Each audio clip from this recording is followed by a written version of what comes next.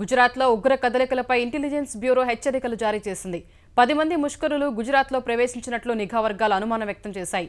గుజరాత్ నిఘా విభాగంతో పాటు పోలీసులను ఇంటెలిజెన్స్ బ్యూరో హెచ్చరించింది. గుజరాత్లోని అనేక ప్రాంతాల్లో గాలింపు చర్యలు, భద్రత పెంచారు. జాతీయ భద్రతా దళానికి చెందిన బలగాలు అహ్మదాబాద్ చేరుకున్నాయి.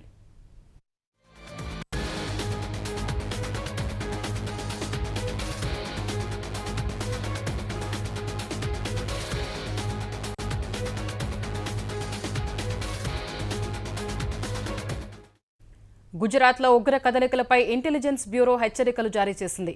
10 మంది ముష్కరులు గుజరాత్లో ప్రవేశించినట్లు నిఘా వర్గాలు అనుమానం వ్యక్తం చేశాయి. గుజరాత్ నిఘా విభాగంతో పాటు పోలీసులను ఇంటెలిజెన్స్ బ్యూరో హెచ్చరించింది.